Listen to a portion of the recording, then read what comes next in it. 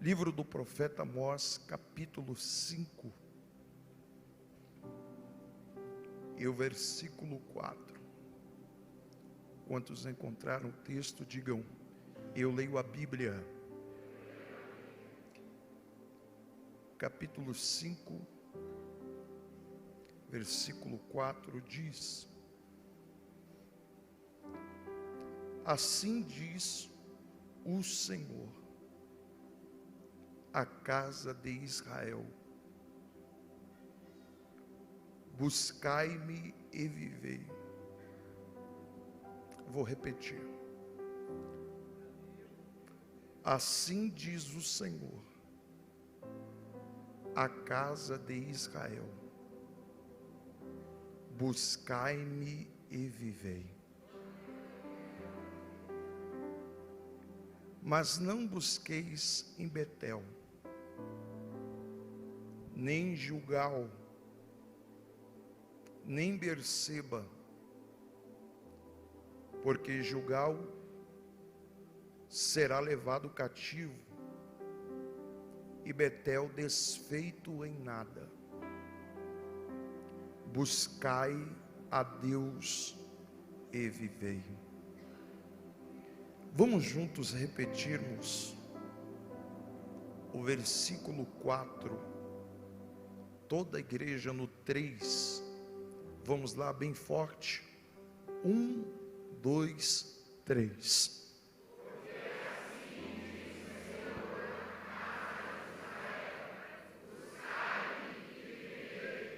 Glória a Deus. Este texto que nós acabamos de ler, ele não é tão conhecido por nós, bem como também o profeta é evidenciado. Biblicamente falando, vocês são sabedores disso, que ele se destaca no cenário bíblico como um profeta menor, e não porque é inferior aos outros no tocante a obras, mas porque profetizou em um espaço mais curto de tempo, quando comparado aos seus contemporâneos, Isaías, Jeremias, Ezequiel e Daniel. Este profeta, mesmo profetizado em um período resumido, o seu ministério fora tão impactante como também dos outros profetas. O seu nome, etimologicamente falando, o significado nos traz a revelação do sentido pelo qual este profeta veio executar em sua chamada. O significado é carregador de fardos.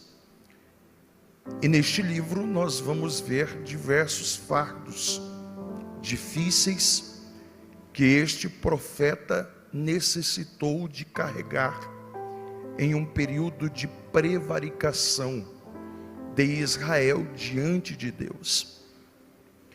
Este profeta, ele é proveniente de uma simples cidadela ao sul de Israel, chamada Tecoa, uma região muito montanhosa e com diversas bases de torre de vigia.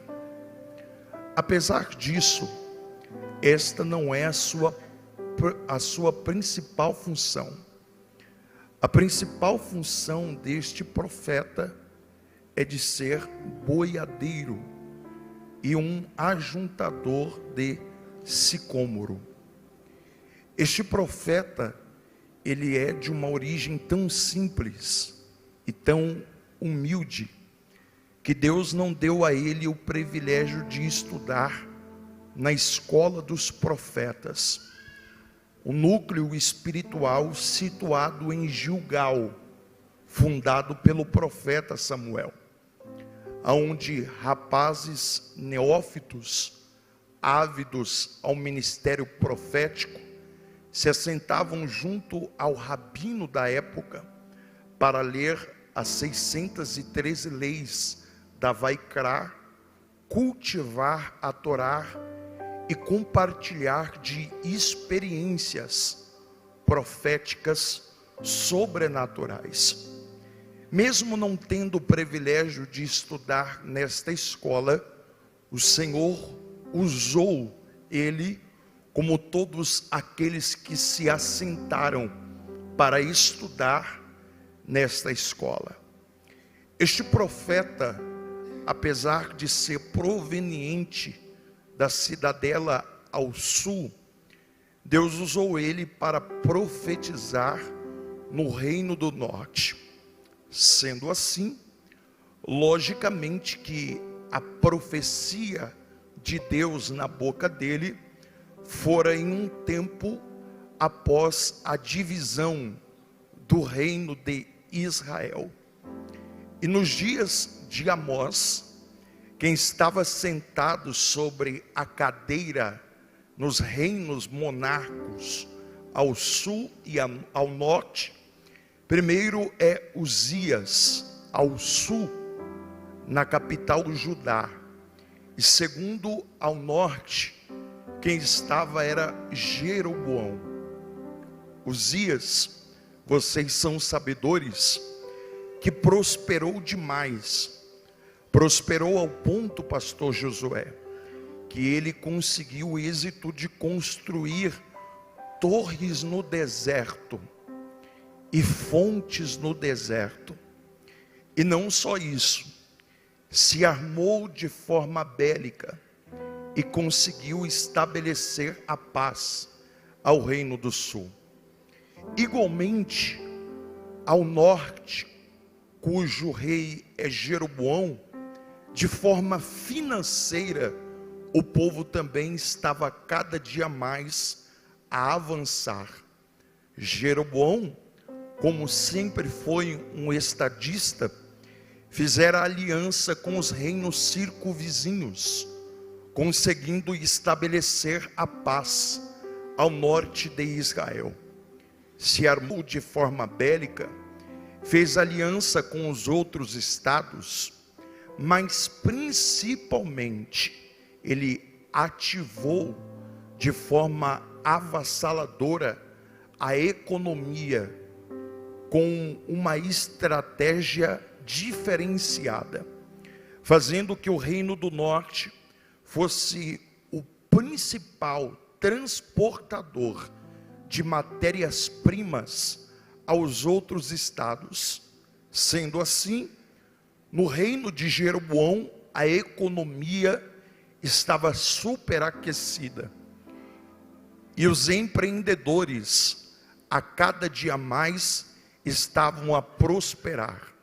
Em contrapartida, há uma grande inversão de valores, porque quem era pobre ficava cada vez mais miserável, e quem era próspero cada vez mais estava a prosperar. Deus chamou Amós para profetizar uma palavra em um tempo de prosperidade. Repito, existem profetas que são chamados para profetizar em períodos difíceis, mas a chamada de Amós, especificamente, foi para trazer Israel de volta à adoração e aos fundamentos, em um tempo que a prosperidade e o dinheiro era a primazia, era o primordial no coração. Isso porque a liderança de Israel, Jeroboão, não tinha nenhum tipo de compromisso com Deus, a não ser com o ouro, com a prata, com bronze e principalmente com o seu nome, com a sua cadeira.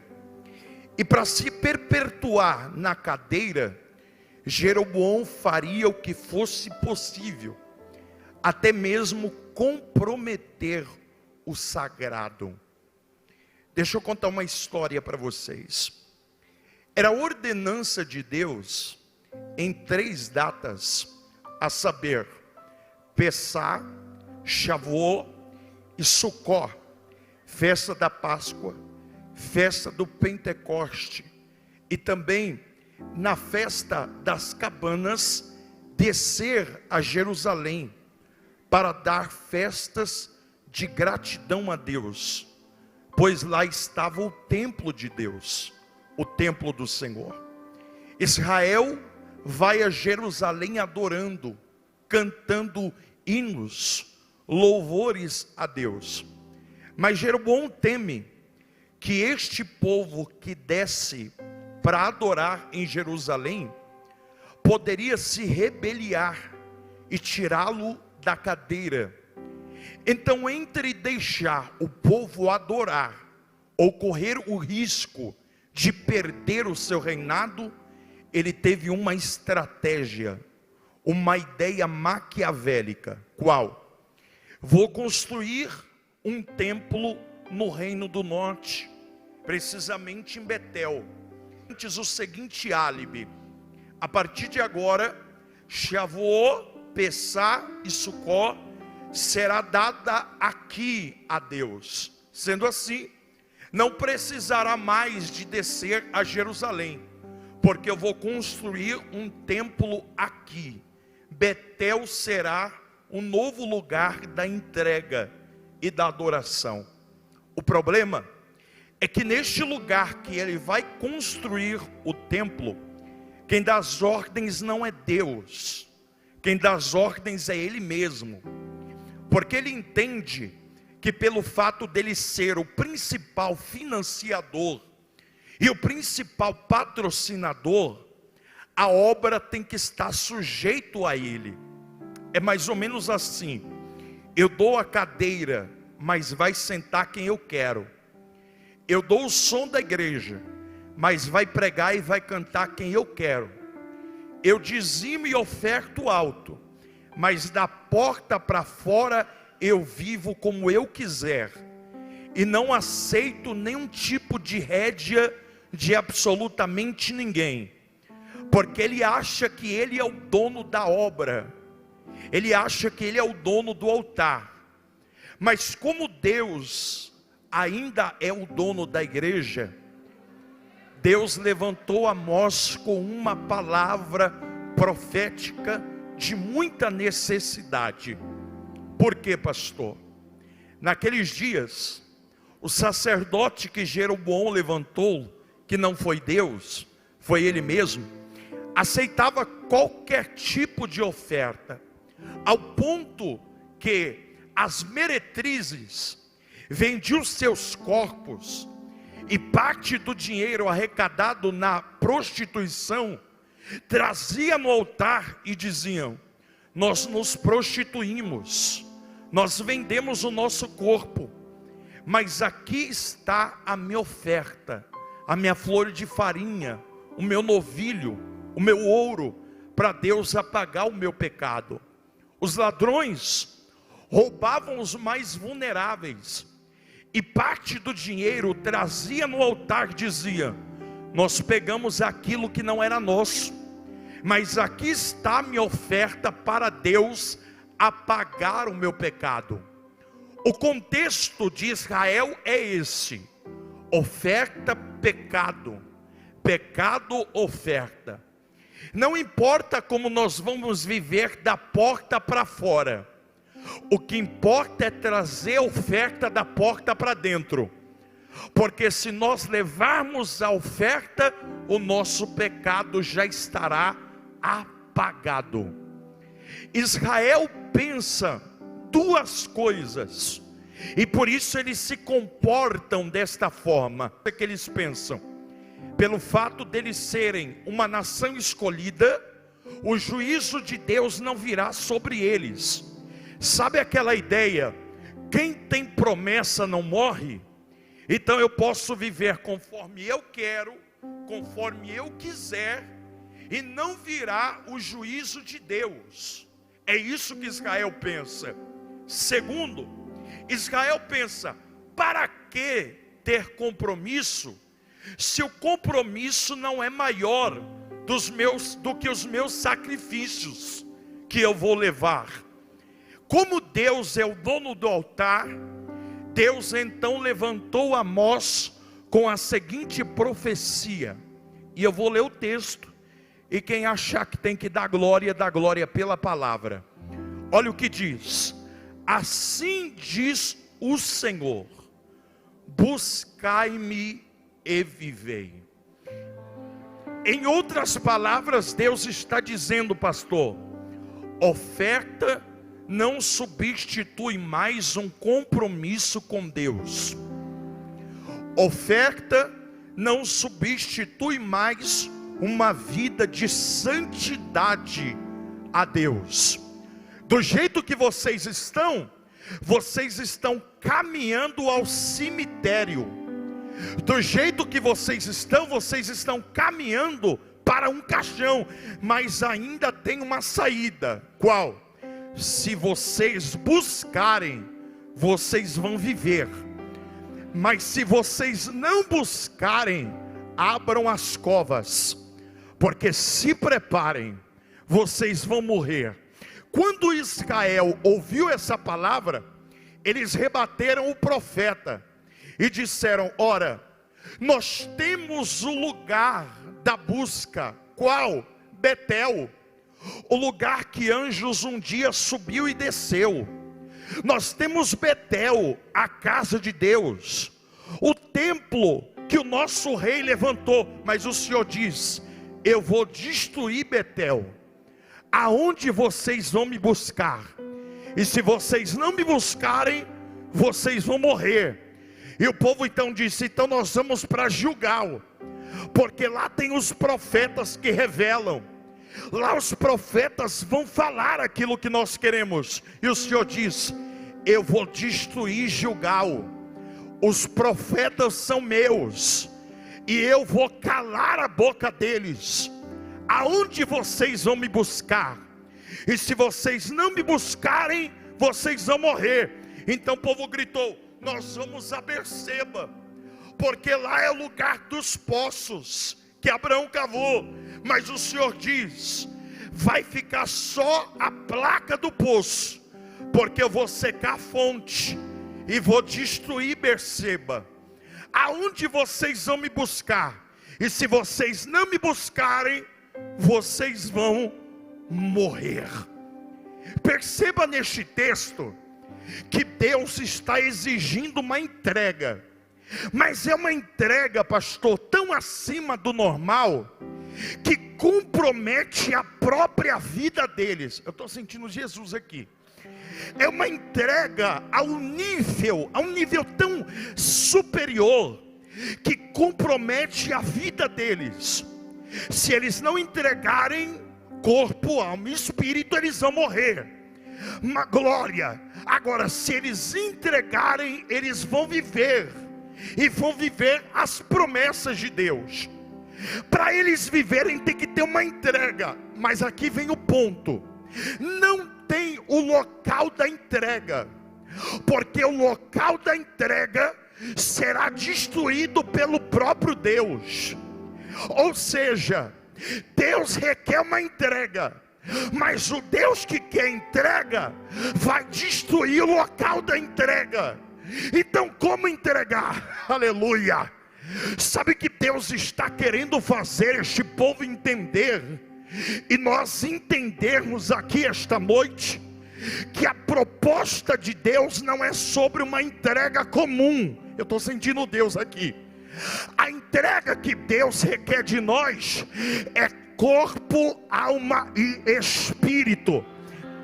É uma entrega além do comum. Sabe por quê? O tamanho da entrega será o tamanho da sobrevivência. Alguém levantou a mão ali. Então eu vou falar, glória. Sabe que Deus está dizendo? Se você veio entregar qualquer coisa, então você veio perder o seu tempo. Até porque nós estamos em festa de Pentecostes. hoje. Então hoje tem que ser uma entrega além do normal. Quem está entendendo o nível da entrega? Porque eu vou falar, tá? Lá vai, quem quer pega. O nível da entrega será o nível do milagre que Deus vai liberar na sua vida. Segura na mão de alguém, olha para ele e diga: aumenta o nível da entrega. Fala. Fala, aumenta o nível da entrega. Sabe por quê que nós temos que entregar, aumentar o nível da entrega? Porque o nosso Deus, tomara que alguém tenha isso aqui, o nosso Deus em festa, Ele nunca entregou nada normal.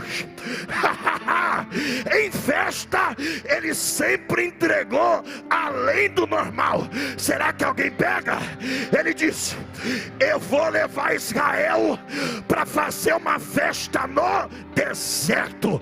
Será que alguém entende o nível da entrega? Então lá vai.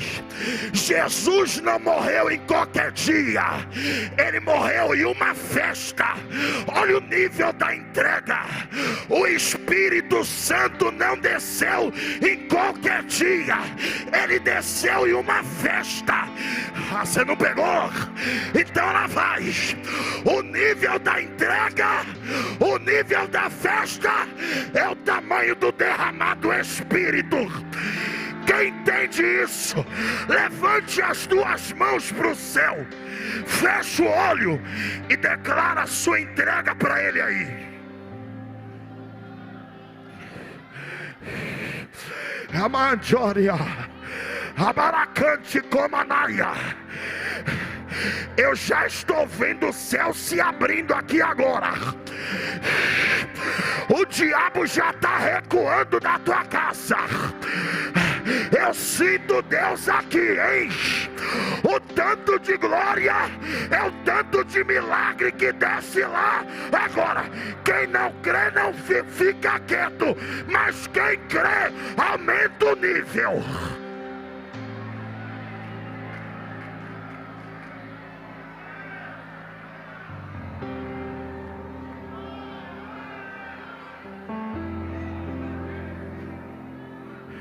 Vamos entender aqui no texto o nível da entrega? Lá vai. O nível da entrega. Ai, Jesus, eu estou querendo voar aqui hoje.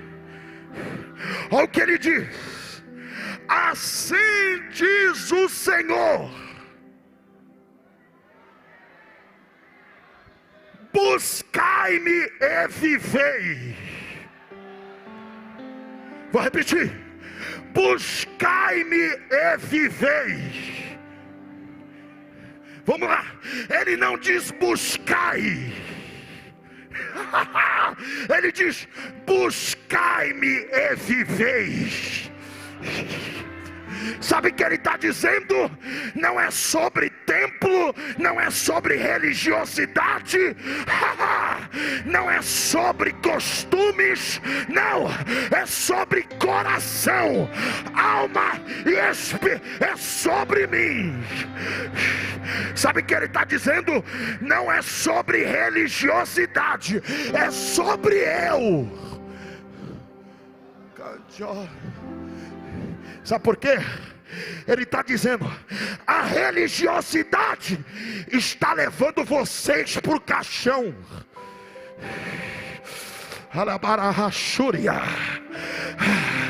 A oferta de vocês, mas a falta de compromisso está levando vocês para o caixão. Glória, está no culto só para dar oferta. O profeta está dizendo: está levando vocês para o caixão. Mas Deus está dizendo: chega de entrar com o corpo dentro e deixar o coração lá fora. Agora eu quero corpo, alma e espírito. Alguém pegou lá? Alguém pegou aqui? Anacana Rachura Maia. E sabe o que Deus está dizendo? Se você veio aqui por saia, se você veio aqui, glória, por terno, gravata, Só veio aqui quem é adorador de corpo, alma e espírito.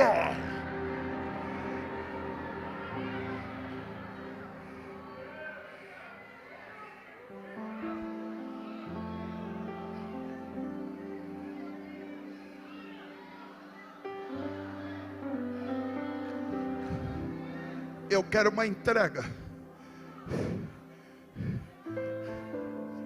Só que tem um agravante aqui, pastor. Os lugares da entrega será destruído pelo próprio Deus. Os lugares de entrega estão totalmente desapropriados. Estão totalmente profanados. Mas eu vou falar um negócio aqui, e alguns vão entrar com a mente em parafuso. O quê? O local está profanado.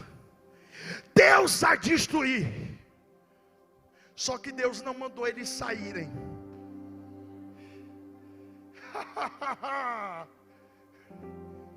Deus não mandou eles se corromperem. Deus disse para eles não se corromperem. Mas Deus não mandou eles saírem.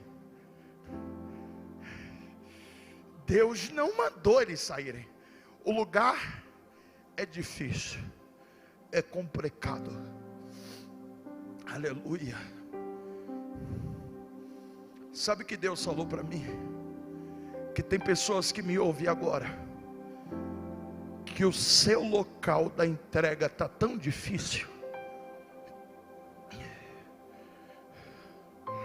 O seu local da entrega está tão que nada te inspira, nada te levanta. Saúde, filhos, empresa, vida conjugal, o lugar está destruído. Você se sente como Ezequiel, num vale de ossos secos. Às vezes Deus nos coloca em cada deserto, em cada ambiente.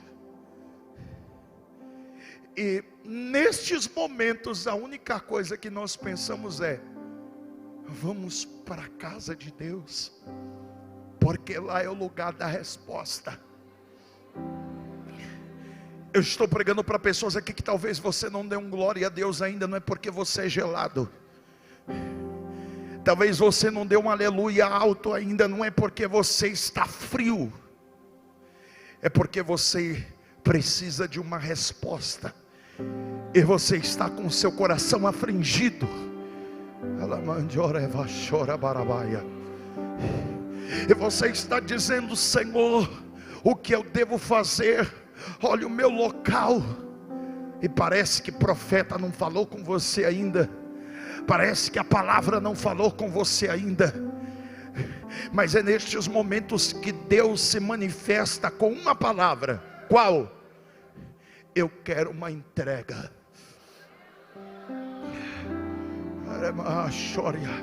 Alguém está dizendo: eu quero que Deus solucione o meu problema. E Deus está dizendo que quer uma entrega. Sim. Oh pastor, mas eu queria um milagre. Deus está dizendo que quer uma entrega. Sim. Pastor, mas eu queria a solução. Pastor, mas eu queria sair dessa crise. Deus está dizendo que quer uma entrega. Sim. Glória. Você quer um milagre, e Deus quer que você entenda que a geografia que Ele te colocou, você não tem que sair. Será que alguém entende isso aqui de novo?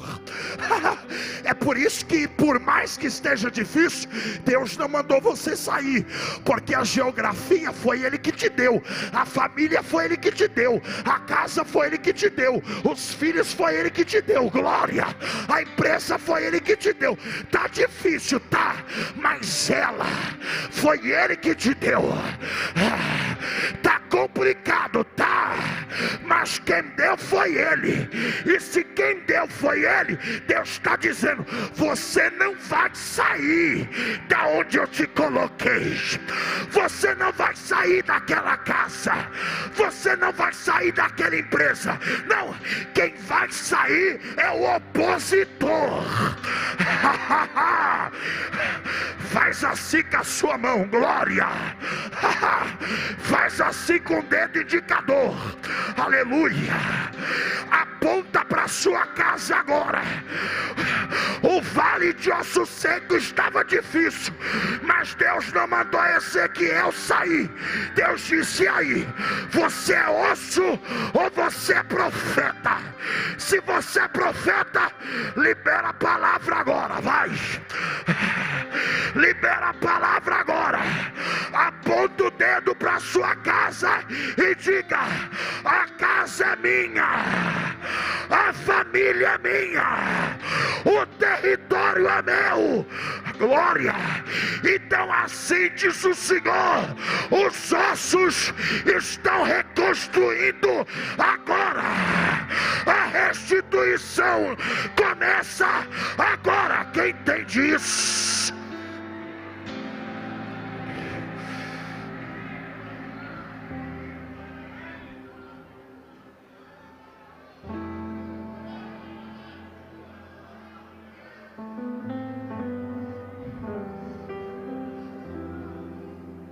Eu te quero nesse local que você está. Senhor, mas está tão difícil o local.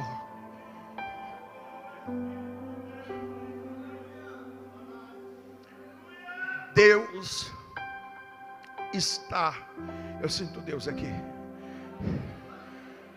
fortificando a sua resiliência.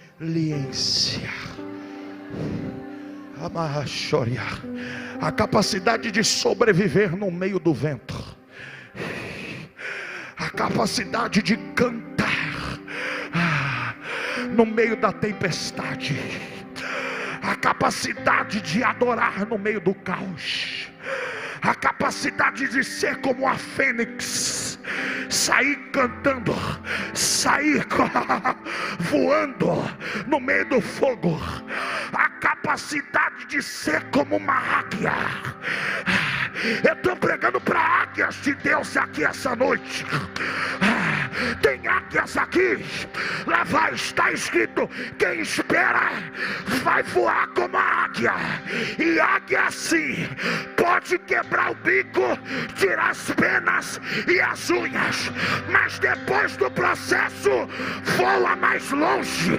E eu vou profetizar: ainda tem uma carreira, ainda tem uma vida.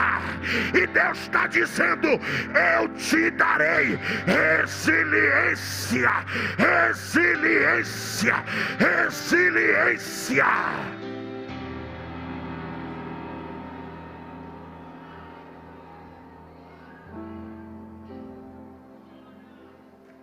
Resiliência.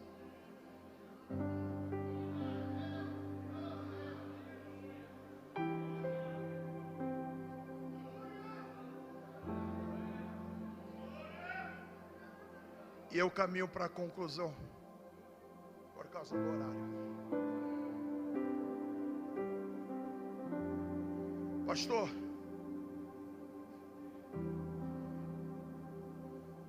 se o lugar está difícil, mas Deus não mandou eu sair. Se o local está difícil, mas não é para eu me acomodar. Pastor, o que eu farei se não tem Gilgal, se não tem o profeta? O que eu farei se não tenho Berseba, se não tem os poços? O que eu farei se não tem Betel? Quem busca Ele, corpo, alma e espírito, não corre atrás de profeta, porque você vira o profeta da sua casa.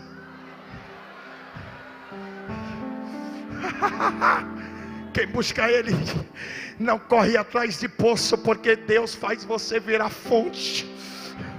Você entra igual a mulher samaritana, mas Ele diz: agora através de você toda Samaria vai beber água. Pastor, mas não tem ambiente. Agora chegou a hora. Se não tem Berseba, se não tem Betel, se não tem Gilgal, se não tem os ambientes,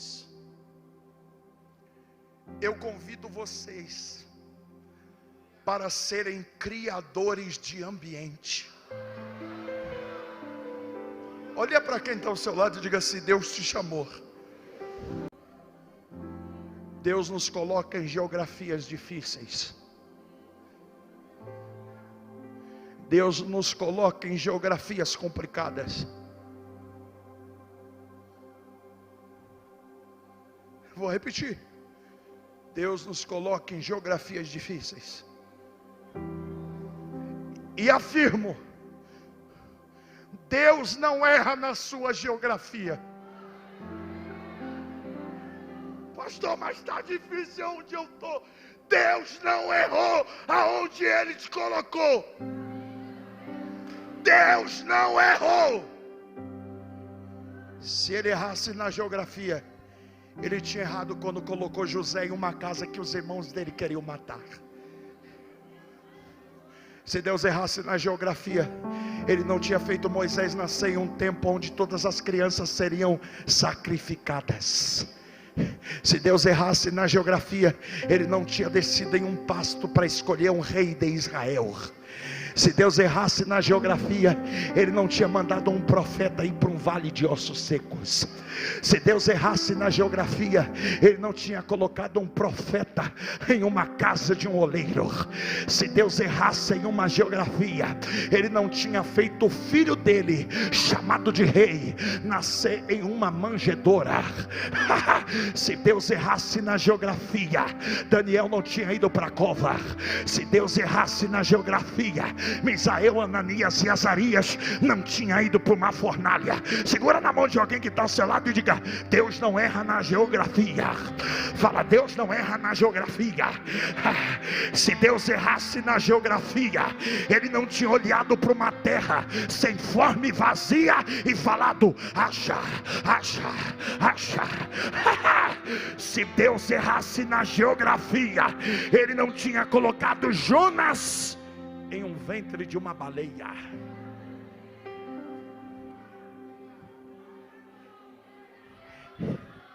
Mas no ventre de uma baleia, Jonas começou a orar.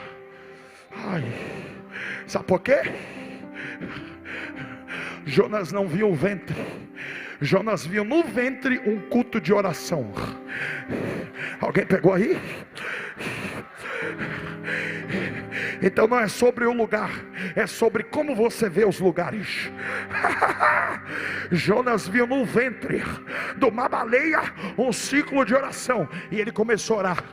Enquanto ele orava, Deus movia o ventre, Deus movia o peixe.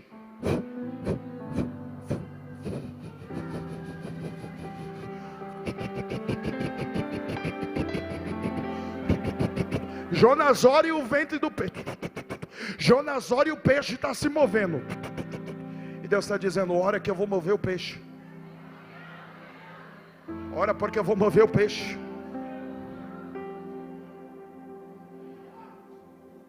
Tem um rapaz lá em cima da galeria.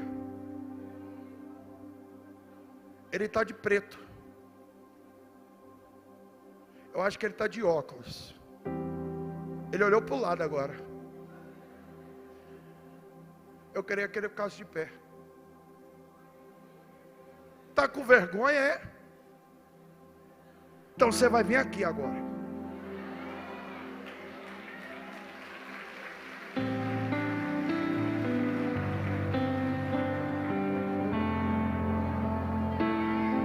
Dá glória, dá glória, dá glória.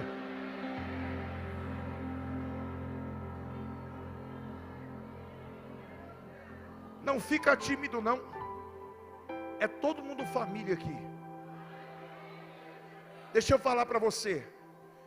Quando eu comecei a pregar, eu era tímido. Mas Jesus chegou e falou: vou te dar espírito de ousadia. Vem aqui, moço. Olha aqui para mim. Faz assim com a mão. Faz assim. Faz assim, isso. Segura o ferro. Sabe o ferro de passar? Segura o ferro. Passa a farda. Passa a farda. Passa a farda. E olha as patentes que Deus te coloca agora. Se tivesse alguém para dar glória,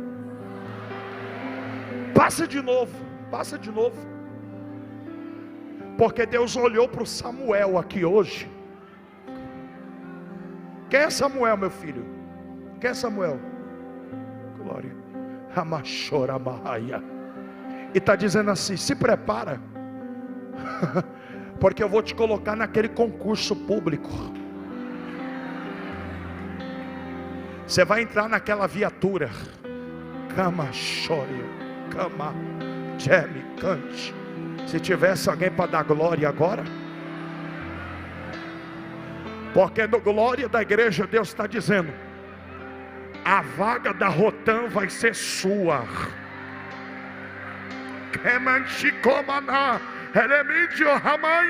Se tivesse alguém para dar glória a Deus. E Deus manda dizer que Ele abre a porta e Satanás não vai fechar. E tem mais, no glória da igreja, Ele vai fechar um caixão na tua casa. Porque uma menina chamada Sara, o diabo ia matar ela, mas no glória da igreja, o caixão da Sara é quebrado agora. E quem crê na vitória dele, dá um salto dessa cadeira, abre a boca, levanta a mão para cima e dá maior barulho de glória a Deus que você puder dar. Quem pode dar glória? Quem pode dar glória? Quem pode dar glória? Ele está aqui, Ele está aqui.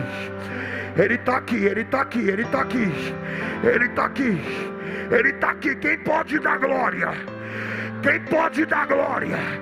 Quem pode dar glória? Essa daqui é Sara. Deus está curando ela agora. No glória da igreja, o livramento alcança a casa dele. E quem crê, levanta a mão para cima. 1 minuto de glória para Jesus aí. Porque eu estou vendo um espírito da morte rodeando.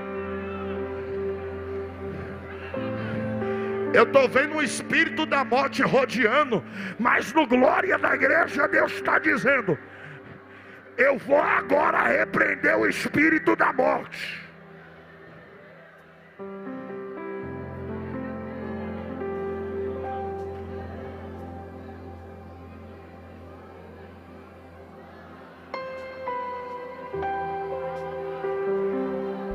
Tem uma mulher que está aqui nesse corredor, ela colocou a mão na cabeça agora. Eu acho que ela está de verde. Está atrás de um homem de camisa branca. Faz assim com a sua mão. Você pode vir aqui na frente rapidinho? Aliás, fica aí no corredor aí no corredor mesmo.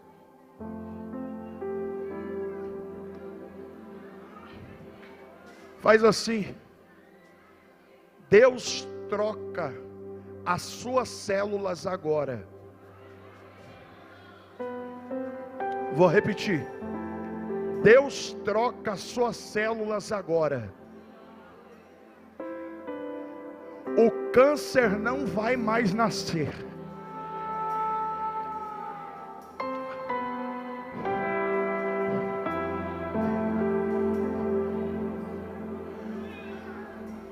Porque o diabo decretou que o seu útero é um cemitério, e que um câncer e um nódulo ia nascer. Porque Deus falou para mim que a genética da família é cancerígena, mas Deus vai agora na genética da família para trocar, porque não vai ter câncer e não vai ter caixão para Adriana aqui hoje. Porque no glória da igreja Deus está dizendo: eu libero uma cura sobre a tua vida agora. Alguém acredita na vitória dela? E Deus manda dizer: um papel vai ser desenrolado, uma caneta vai ser assinada, e um negócio vai chegar para você e para o Gilberto, e o nome de Deus vai ser glorificado. E no glória da igreja Deus está dizendo: canta, porque a vitória é tua hoje. E quem acredita na vitória dela, abre a boca e dá glória para Jesus aí.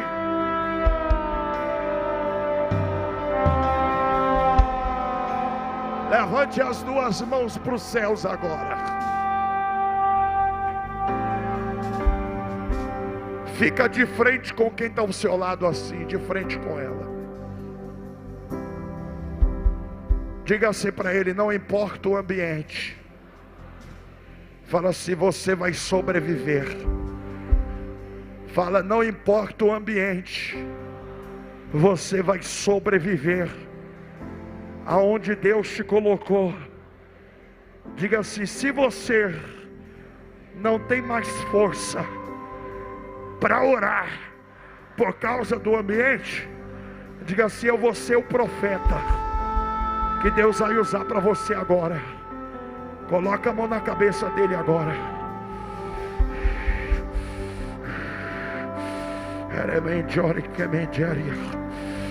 Ora por ele agora, ora.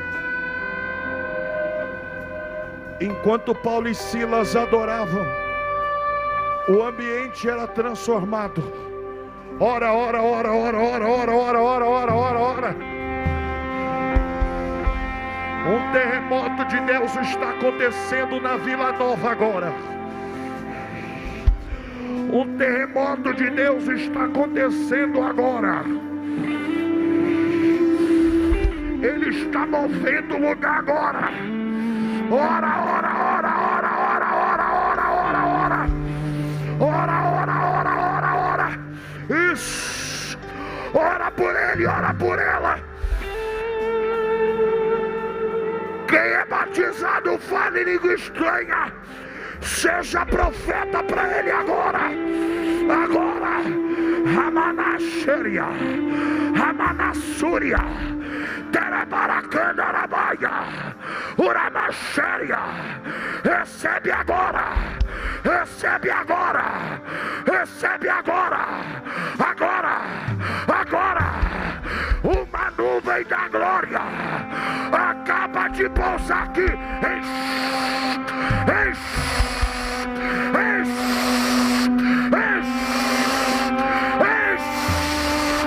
Recebe agora.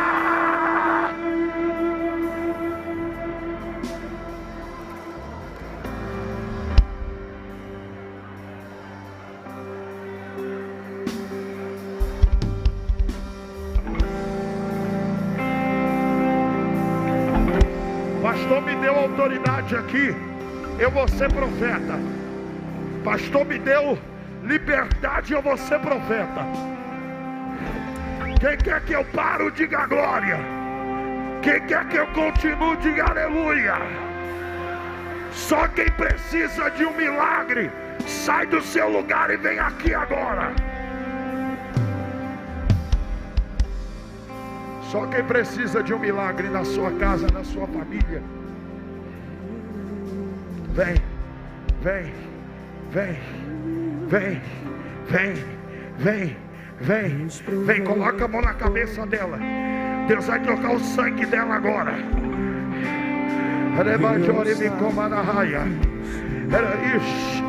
Olha por ela, Deus já está começando a fazer milagre aqui.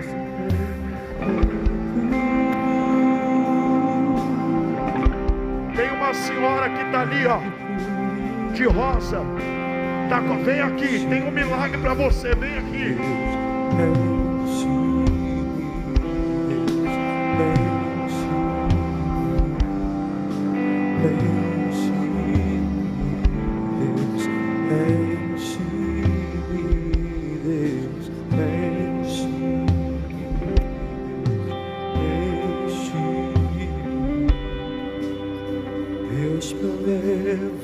Vem aqui.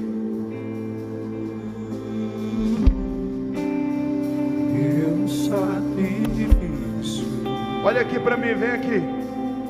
A senhora, vem aqui, ó. Aqui, ó.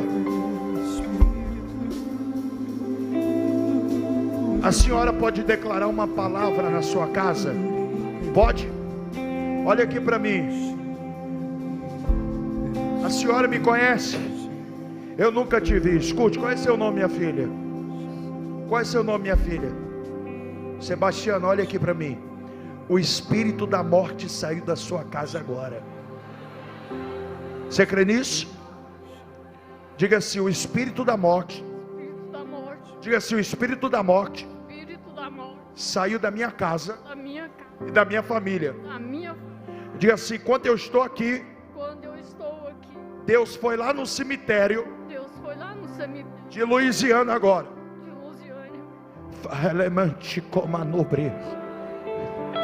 Diga assim: ninguém da minha família vai ter câncer de novo. Diga assim: ninguém da minha família vai ter AVC de novo. Remande como na série Micanarabaia. Deus está dizendo: não vai ter mais AVC, não vai ter câncer, e ninguém vai morrer atropelado mais. A salvação entra na tua casa hoje. Se tivesse alguém para abrir a boca e dar glória, no glória da igreja, a salvação entrou na casa dela.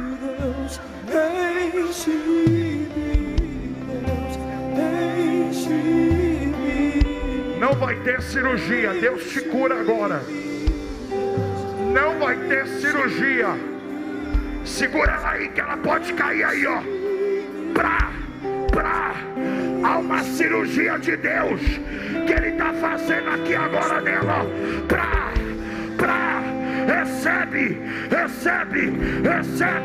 Recebe.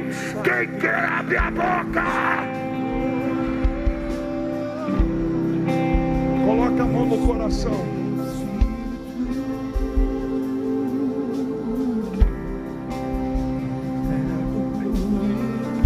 Quem crê na força do altar? Quem crê na força do altar? Feche os olhos.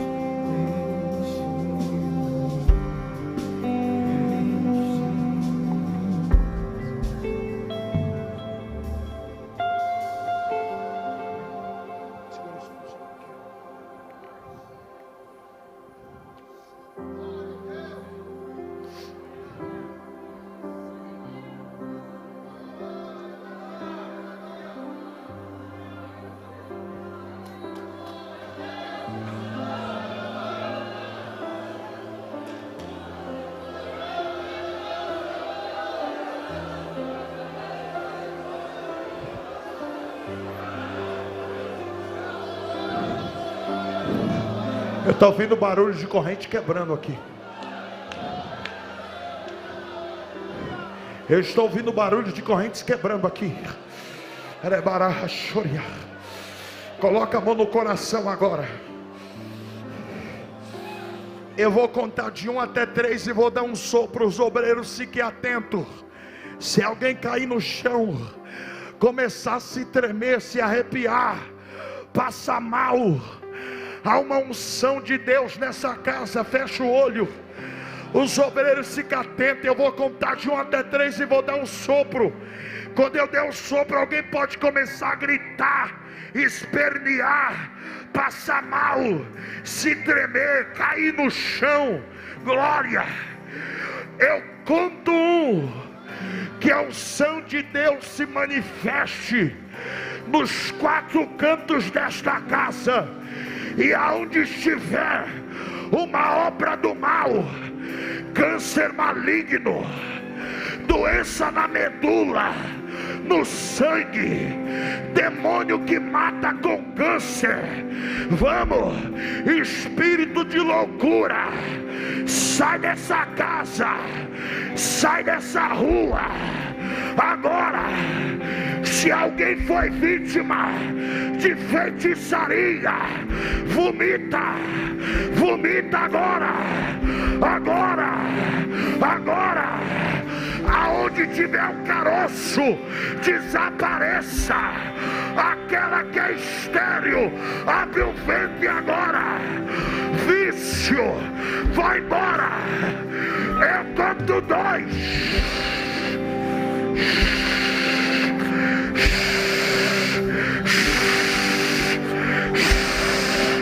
Agora, sai da casa. 2,5. Eu digo 3. Agora, agora, agora, agora.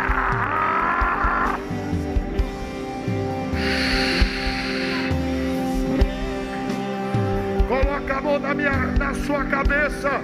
Coloca a mão na sua cabeça e diga: eu e a minha casa estamos abençoados, em nome de Jesus. Diga: toda a enfermidade foi embora, agora